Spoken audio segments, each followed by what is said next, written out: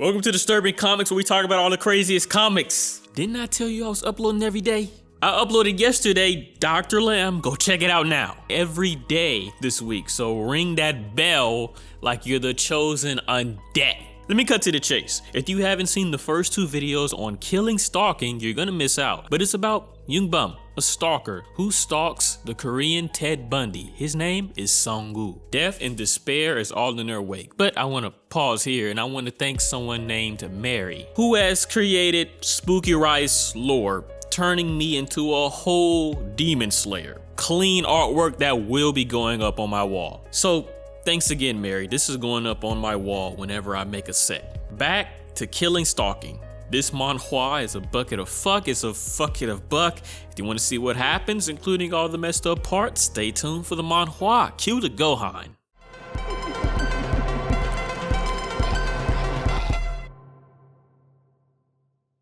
Let me introduce you to Ji-yoon. Very attractive and very tsundere. Who do you think she likes? It takes nothing but a brain cell to figure it out. Now, the most random thing ever is that it's festival season around Sung-woo's university, and he's in a talent show with a girl who is crushing on him so hard she can't even admit it. Tonight's the night. This sucker Sung-woo got all dressed up, visuals off the chart, looking like something out of BTS, I don't know. Oh, and Bum's coming too. And damn, Sung-woo, he drive like Dominic. That's like a big trait of his. But yeah, look, it's festival season and Bum is uncomfortable. He hasn't been around this many people in a while. But when they stop, the two, they hold hands and he tells Bum he must help him for the performance tonight. His presence is needed to give him the confidence for the talent show. Do you love me? Bum says he loves him back. This talent show reminds me of high school, the cringe.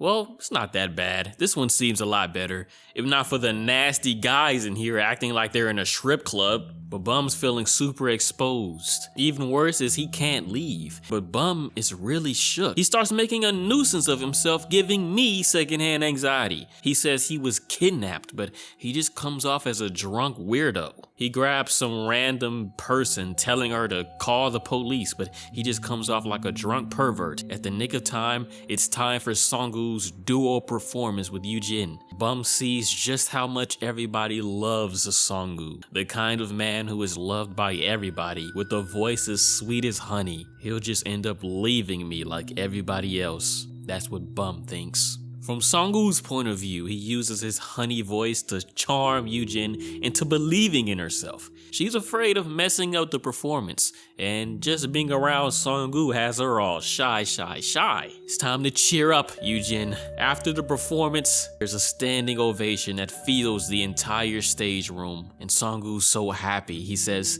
"I'm so happy. I want to hug you right now." But he's not talking to Yoojin, he's talking to Bum. Sung-woo is supposed to hang out with her and some other friends, and he's bringing Bum along. They don't expect the guy who made a fool out of himself shouting like a drunk person back at the talent show. By the way, you're Yoon-bum, right? How did you and Sung-woo meet? Remember, they officially met in the military, but this scene is so awkward. There's always a big guy there too, just to make you feel like pre-serum Steve Rogers. Man, bro's getting roasted in the middle of everybody. She basically called you Bugs Bunny. That's okay. Someone once called me Jerry the Mouse. Now soon Bum needs to urinate, but he's too nervous to ask anybody to move. Hell, this big guy even ignores him. I hate dudes like him. Always trying to make a joke out of everything. Sung-woo has to tell the big guy to move, but it's hard to walk on those crutches. He falls right into this guy's lap. This actually happened to me once when I rode the bus for the first time in high school. Anyway, Ji-yoon notices that Bum is getting lots of attention she would rather be getting.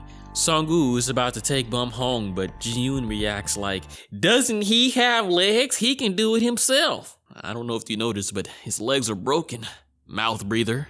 You can have Ted Bundy once he takes him home. Sung-woo is speeding, driving like Dominic, and Bum sees his face, that evil smile. What is he planning? He throws Bum in the closet and makes him stay there. And about 30 minutes later, Bum hears sex noises.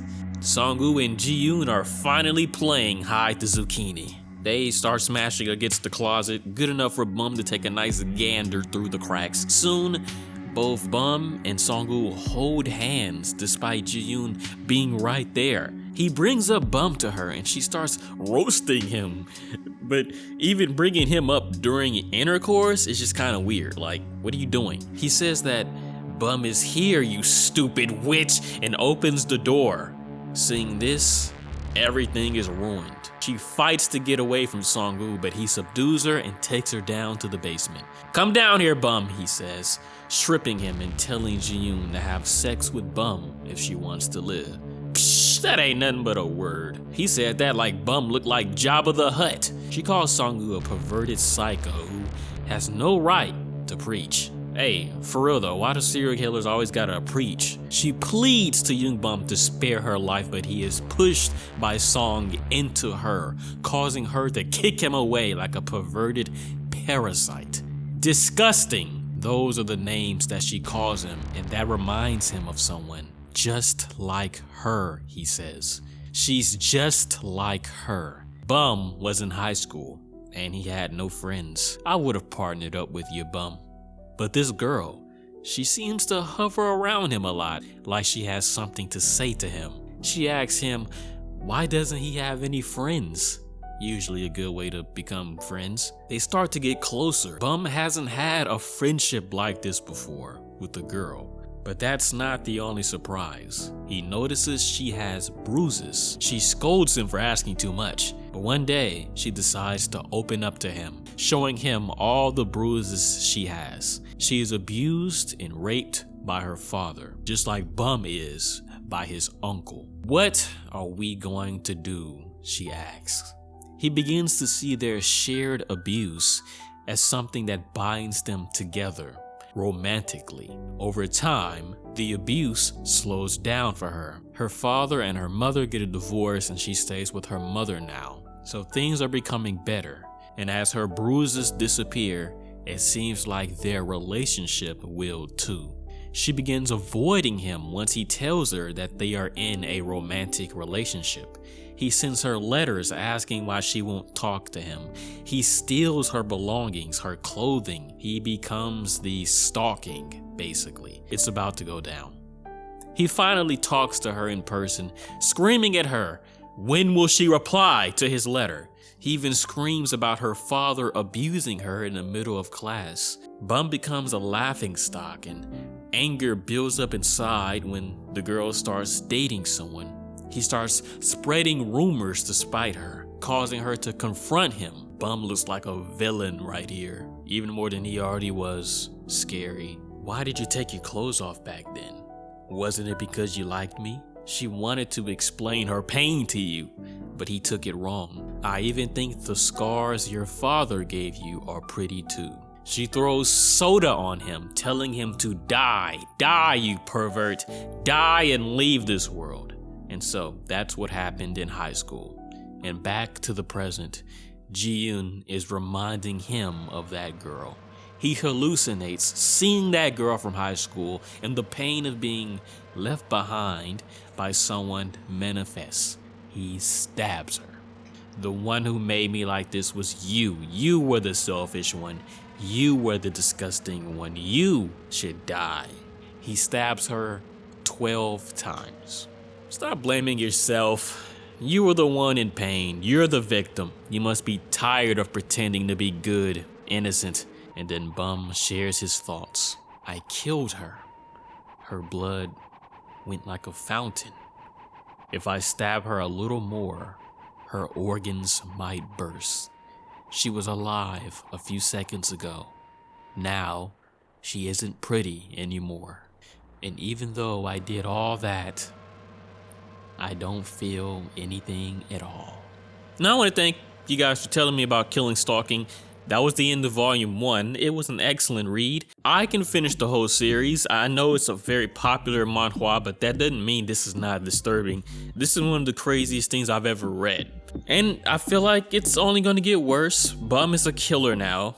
He had so much hatred in his heart that he felt nothing when this random girl died, and he's an accomplice, and that's very sad. And then there's that other officer, Song-bae, who is suspicious of Song-gu, knows he's hiding stuff, so I imagine things are gonna heat up in the next volume. Remember, if you enjoyed this video, hit that like button and subscribe to see more messed up stuff. And I will see you tomorrow. Thanks for watching. Spooky out.